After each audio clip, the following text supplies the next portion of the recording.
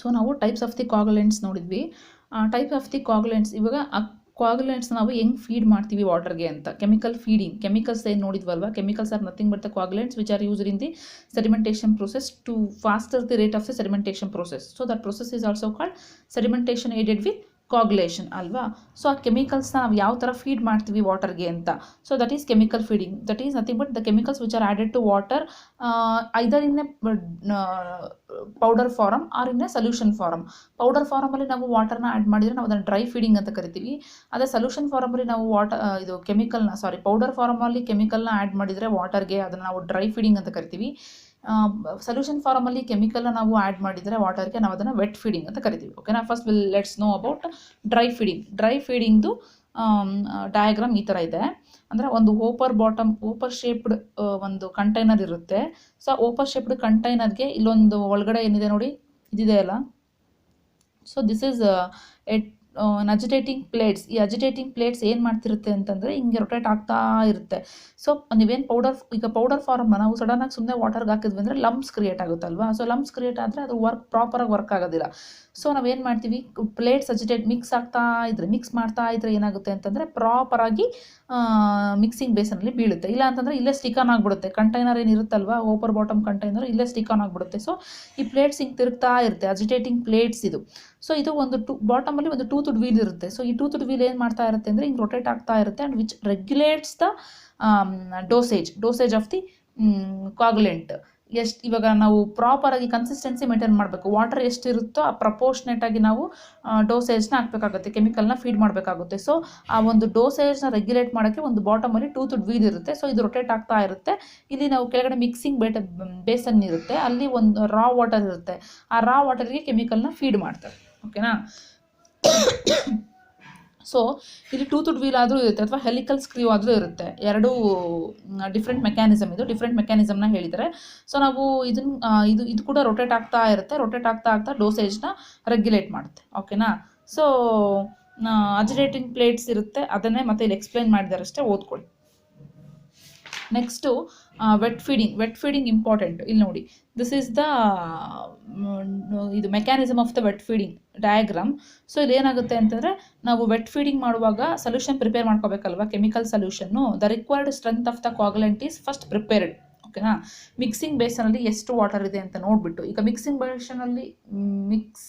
Basin ಏನಿರುತ್ತಲ್ವ ಅದರಲ್ಲಿ water ಕಡಿಮೆ ಇತ್ತು ಅಂತಂದರೆ ನಾವು ಕಡಿಮೆ ಕಾಗುಲೆಂಟ್ನ ಆ್ಯಡ್ ಮಾಡಬೇಕಾಗುತ್ತೆ, ಜಾಸ್ತಿ ಕಾಗುಲೆಂಟ್ನ ಆ್ಯಡ್ ಮಾಡಬಾರ್ದು. ಓಕೆನಾ.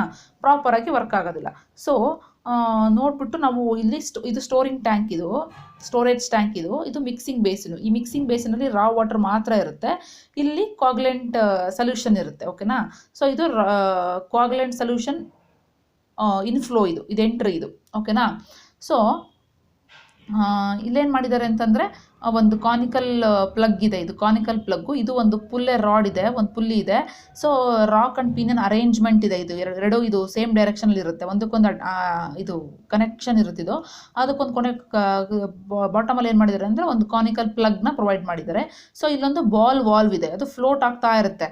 ಅಂದರೆ ಇದು ಬಾಲ್ ವಾಲ್ವ್ ಮೇಲಿತ್ತು ಅಂತಂದರೆ ಸೊಲ್ಯೂಷನ್ ಫಿಲ್ ಆಗಿದೆ, ಈ ಟ್ಯಾಂಕಲ್ಲಿ, ಸ್ಟೋರೇಜ್ ಟ್ಯಾಂಕಲ್ಲಿ ಸೊಲ್ಯೂಷನ್ ಫಿಲ್ ಆಗಿದೆ ಅಂತ ಅರ್ಥ. ಓಕೆನಾ. ಸೊ ಅದೇ ಥರ ಇವಾಗ ಏನಾಗುತ್ತೆ ಅಂತಂದರೆ, when the rate of the inflow of the raw water, ಇಲ್ಲಿ ರಾ ವಾಟರ್ ಇನ್ಫ್ಲೋ ಇರುತ್ತಲ್ವ, ಇದು ರಾ ವಾಟರ್ ಇನ್ಫ್ಲೋ, ಇದು ಮಿಕ್ಸಿಂಗ್ ಬೇಸಿನ್.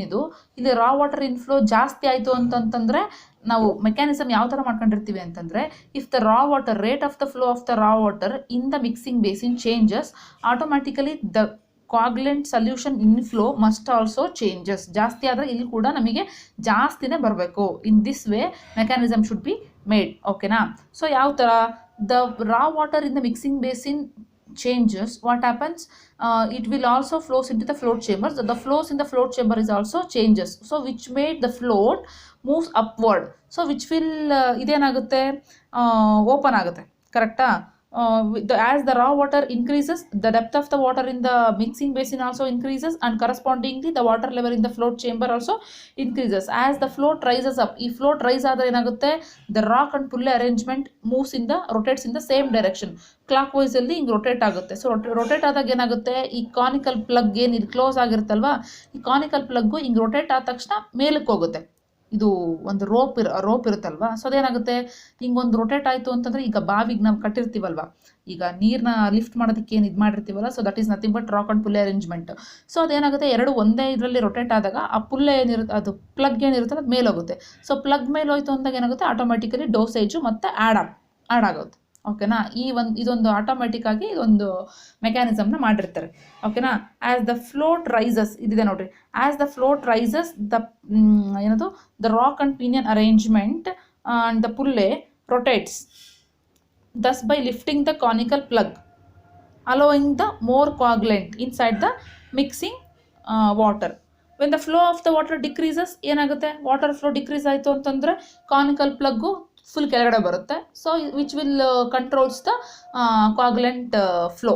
ಓಕೆನಾ, thus the constant head coagulant feeding tank ಅಂತ ಹೇಳಿದ್ನಲ್ಲ, coagulant ಫೀಡಿಂಗ್ ಟ್ಯಾಂಕು ಪ್ರಾಪರ್ ಆಗಿರಬೇಕು, ಕನ್ಸಿಸ್ಟೆಂಟ್ ಆಗಿರಬೇಕು, ಪ್ರಪೋರ್ಷನ್ ಆಗಿರಬೇಕು. ಮಿಕ್ಸಿಂಗ್ ಬೇಸಿನಲ್ಲಿ ರಾ ವಾಟರ್ ಎಷ್ಟಿದೆ ಅಂತ ನೋಡ್ಬಿಟ್ಟೆ coagulant ಡೋಸೇಜ್ ನಾವು ಆ್ಯಡ್ ಮಾಡ್ತೀವಿ. ಐದರ್ ಇನ್ ಪೌಡರ್ ಫಾರ್ಮಲ್ಲಿ ಆಗಿರ್ಬೋದು ಅಥವಾ ವೆಟ್ ಫೀಡಿಂಗಲ್ಲಿ ಆಗಿರ್ಬೋದು. ಬಟ್ ಇದೇನಂದ್ರೆ ಆಟೋಮೆಟಿಕಲಿ ಎಲ್ಲ ಅದೇ ಆಗೋ ಥರ ಒಂದು ಮೆಕ್ಯಾನಿಸಮ್ನ ಮಾಡಿದ್ದಾರೆ ಅಷ್ಟೇ.